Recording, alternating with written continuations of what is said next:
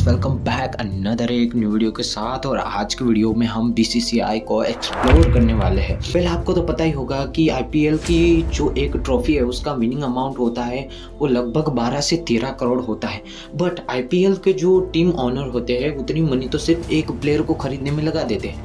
तो भाई इतना पैसा इनके पास आते कहाँ है, और आता है तो इतनी मनी होने के बावजूद ये सिर्फ एक मनी अमाउंट पर डिपेंड नहीं रहते। आईपीएल और बीसीसीआई के मनी रेवेन्यू जनरेट करने के बहुत सारे तरीके होते हैं। वो तरीके मैं आपको डिटेल में एक्सप्लोर करने वाला हूँ, तो बने रहना वीडियो के साथ। तो बिना टाइम वेस्ट किए हुए वीडियो को शुरू करते हैं। टोटल 5 तरीकों से बीसीसीआई जो है वो मनी रेवेन्यू जनरेट करती है।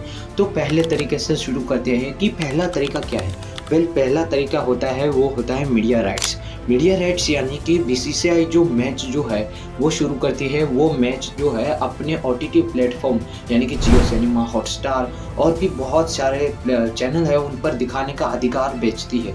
यानी कि दिखाने से वो अपनी मनी अमाउंट जनरेट करती है। और ये जो बड़े बड़े ओटीटी प्लेटफॉर्म है जैसे कि जियो हॉटस्टार और जियो सिनेमा, ये सब जो है अपने चैनल पर दिखाने के लिए बीसीसीआई के साथ कॉन्ट्रैक्ट करती है और उस कॉन्ट्रैक्ट में वो मनी जो है बीसीसीआई को देती है।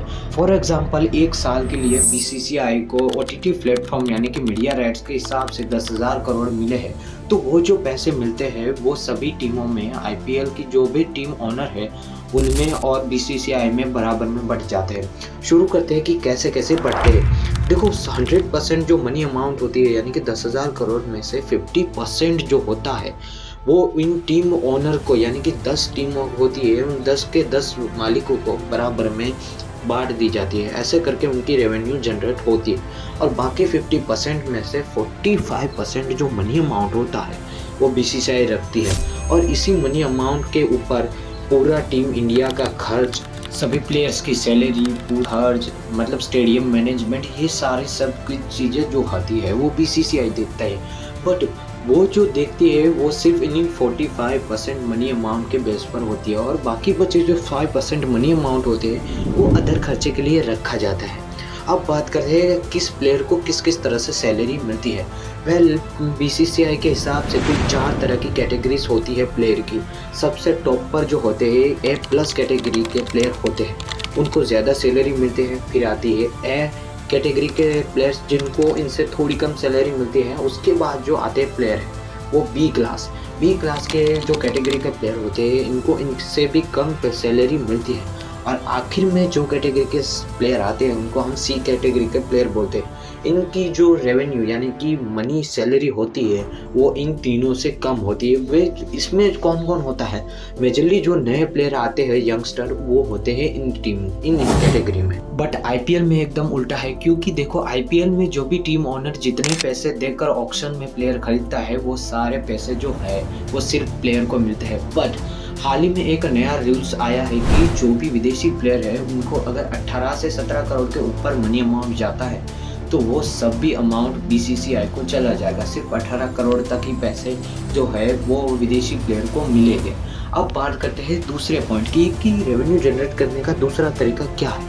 तो शुरू करते हैं डिटेल में। दूसरा तरीका देखो स्पॉन्सरशिप है। पहला स्पॉन्सरशिप कैसे होता है, देखो जर्सी जो होती है उस पर बायजूस, ड्रीम 11 इन सभी कंपनियों को अपनी नाम जोड़े रखने के लिए बीसीसीआई को मोटा अमाउंट देते हैं। और फिर दूसरे स्पॉन्सरशिप में आता है टाइटल स्पॉन्सर, यानी कि फोन पे हो गया, पेटीएम, IDFC फर्स्ट बैंक, ये सभी कंपनियां और एप्लीकेशन जो है वो अपना नाम जोड़े रखने के लिए बीसीसीआई और आईपीएल को मोटा अमाउंट देते हैं।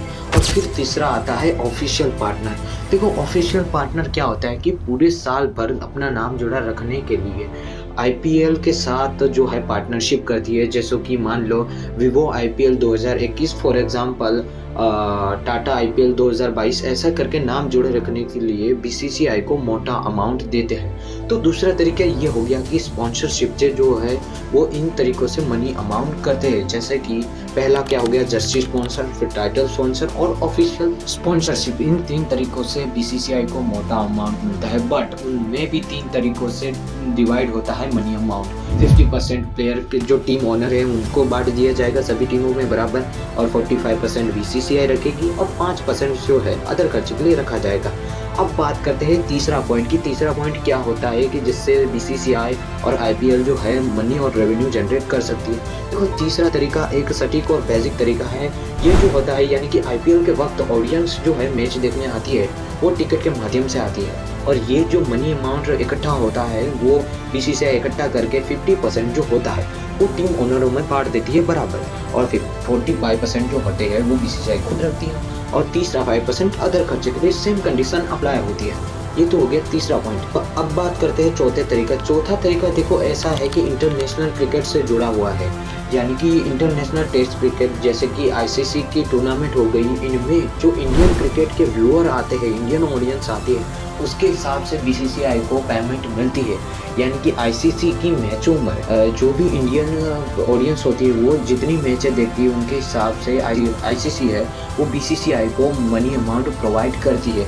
देखो ये भी एक सेम कंडीशन है। ये तो सब हो गया, बट इसमें एक कंडीशन है कि इनकी जो मनी अमाउंट है वो बीसीसीआई खुद रखती है, इनसे आईपीएल ओनरों को कुछ लेना देना नहीं है। अब बात करते हैं पांचवी। देखो पांचवा जो तरीका है वो हर जनवरी से लेकर मार्च तक रहता है। ये हम कहते हैं आईपीएल को। आईपीएल यानी कि इंडियन प्रीमियर लीग में बहुत से तरीके होते हैं मनी रेवेन्यू जनरेट करने की। यानी कि पहला तो हो गया मीडिया राइट्स, यानी कि मैच जो है ओटीटी प्लेटफॉर्म पर दिखते हैं, ये एक तरीका हो गया। दूसरा हो गया टाइटल स्पॉन्सर, जर्सी और ऑफिशियल पार्टनर, ये दूसरा तरीका हो गया। तीसरा तरीका आईपीएल की टिकट बिक्री। इन सब तरीकों से आईपीएल में जो है वो बीसीसीआई खूब मनी रेवेन्यू जनरेट करती है और वो जो होती है 50% प्लेयर में टीम ओनर में बढ़ती है और जो 50% होती है उसमें से 45% बीसीसीआई खुद रखती है। स्टेडियम मैनेजमेंट, प्लेयर की सैलरी और अदर वर्कर्स की सैलरी, इन सब के 45% शेयर्स के ऊपर डिपेंड करती है और 5% जो होते हैं वो सिर्फ बीसीसीआई अदर खर्चे के लिए बचा के रखती है। तो बस यहीं तक था आज का ये वीडियो। मिलते हैं अगले वीडियो में, तब तक के लिए बाय बाय।